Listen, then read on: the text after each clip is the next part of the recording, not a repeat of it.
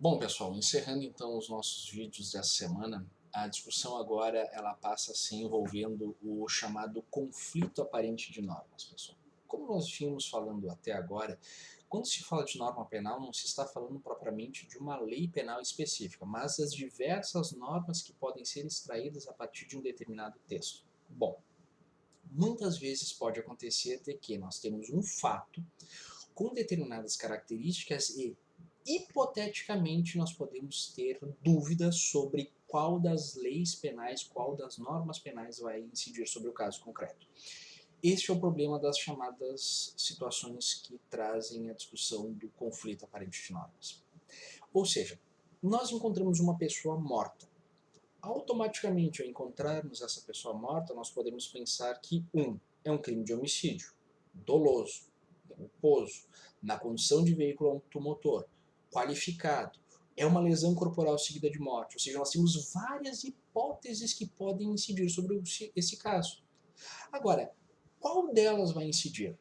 O importante é saber qual é o fato realmente, quais as características, para buscar a partir daí saber qual é a lei penal, qual é a norma penal que vai incidir no caso. Tentando estabelecer critérios e formas de resolução dos conflitos aparentes de norma, a doutrina vai trazer para nós basicamente três princípios orientadores de resolução. O primeiro deles é o chamado princípio da especialidade, ou seja, nós vamos ter situações onde nós temos normas gerais, que são as mais genéricas possíveis, e também normas especiais ou normas especializadas para incidir num caso. Vamos lá, eu tenho uma pessoa que morreu atropelada. Eu tenho uma norma geral, que é a norma prevista no Código Penal. Mas eu também tenho no Código Brasileiro de Trânsito uma norma especial que define o matar alguém na condução de veículo automotor. Então, se a pessoa morreu em razão do atropelamento, não vai incidir a norma geral, mas vai incidir a norma especial prevista no Código de Trânsito, ok? De forma bem sintética, nós vamos ter sempre uma relação de gênero e espécie entre norma geral e norma especial. Quando eu sei que uma norma é especial em relação à outra? Quando eu consigo comparar as duas e identificar uma característica comum mais elementos especializadores de uma delas. Por exemplo, furto e roubo. Furto e roubo são situações de gênero e espécie. Furto é a subtração patrimonial mais geral possível, porque ela é realizada sem nenhuma violência ou grave ameaça. Agora, quando existir uma violação, uma subtração envolvendo violência ou grave ameaça, eu afasto a norma geral e passo a incidir, no caso concreto, a norma especial, que é a norma prevista no roubo lá no artigo 157. Então vejam, quando se fala do princípio da especialidade, o critério é gênero e espécie, norma geral e norma especial, ok? Sempre, por força do princípio da legalidade, incide a norma mais adequada ao caso. Se existe uma norma especial, eu afasto a norma geral e incide a norma especial. Se não existe a norma especial, incide a norma geral e eu não posso realizar nenhuma analogia para não distorcer os limites dela. Perfeito? O segundo princípio que orienta a resolução é o chamado princípio da subsidiariedade. Não confundam essa subsidiariedade com os princípios limitadores que nós vimos antes, tá, pessoal? É outra coisa. A ideia aqui de subsidiariedade é que vai existir no ordenamento jurídico uma série de normas penais que podem estar protegendo o mesmo bem jurídico em diferentes graus de intensidade.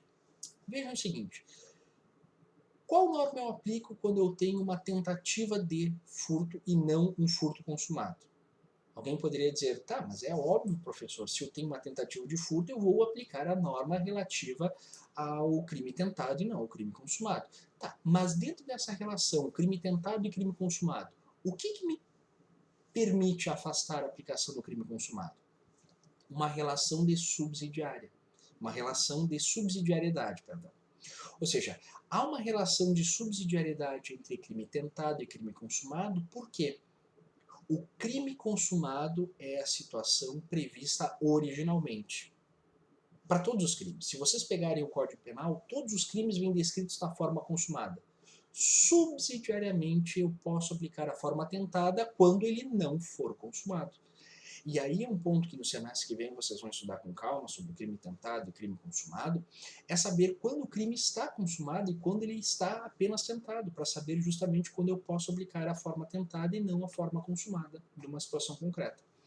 Outra situação é, eu tenho um mesmo bem jurídico sofrendo graus distintos de ataque. Isso vai acontecer, por exemplo, num crime de dano e um crime de perigo.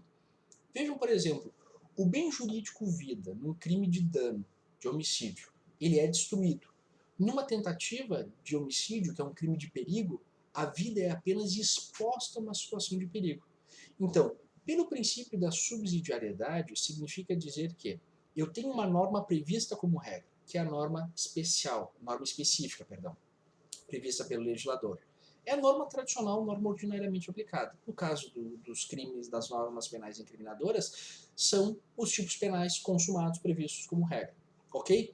Mas quando eu não consigo aplicar a norma penal incriminadora por ser um crime consumado, porque eu não preenchi os elementos do tipo, eu poderia distorcer esses limites e aplicar a forma tentada, desde que tenha a lei, sim. E aí a relação que se estabelece entre a tentativa e o crime consumado é uma relação de subsidiariedade. Na doutrina mais antiga, a subsidiariedade vem estabelecida também como um chamado soldado de reserva, que é chamado para a situação em que a norma penal primária não pode incidir no caso concreto. Ou seja, quando ela é incapaz de incidir, chama-se um soldado de reserva, que seria a norma subsidiária para incidir no caso. Um detalhezinho ainda importante em relação ao princípio da subsidiariedade é o fato de que ela pode ser expressa ou tácita. Expressa é quando ela vem estabelecida na literalidade do Código Penal, como ocorre lá no artigo 132 do Código Penal. Ou também chamada de subsidiariedade e tácita, que é quando ela é presumida pelo legislador em razão da lógica que se estabelece entre a norma primária e a norma subsidiária. Ok, pessoal? Então vejam, por exemplo, ali a redação do artigo 132 que eu havia mencionado para vocês. Expor a vida, a saúde de outrem a perigo direto ou iminente. Pena, detenção de 3 meses a 1 ano, se o fato não constitui crime mais grave. Ou seja, essa previsão, se o fato não constitui crime mais grave, é uma relação de subsidiariedade expressa. Ou seja, eu só poderei aplicar o crime de perigo para a vida ou a saúde de outrem se não existir uma infração penal mais grave a qual eu possa incidir, no caso. Por exemplo, se eu atingir a integridade física de uma pessoa, eu lesionei ela efetivamente, causei um mal à saúde dela, eu não posso aplicar a norma subsidiária, porque ela é subsidiária em relação a danos mais severos causados à saúde ou à integridade física de outras pessoas. Ok, pessoal? Por fim, mas não menos importante, o chamado princípio da consunção. O princípio da consunção, ele é basicamente uma situação que envolve um conjunto de fatos que estão diretamente relacionados a uma outra figura criminosa. Como é que é isso? Vamos imaginar que para matar uma pessoa eu preciso dar 3 tiros. Eu dou o primeiro disparo, eu dou o segundo disparo, eu dou o terceiro disparo. A pessoa morreu. Em tese, eu tenho um crime de homicídio praticado. Mas e esses 3 disparos de arma de fogo? Eles não caracterizam situações de tentativa de homicídio? Então eu deveria punir o sujeito por um homicídio consumado e mais 3 tentativas de homicídio? Ou antes de matar eu causei lesões corporais, então eu teria um homicídio consumado, 3 tentativas de homicídio e 3 lesões corporais, e uma lesão corporal seguida de morte? Qual das leis incide no caso? Qual norma penal incide no caso?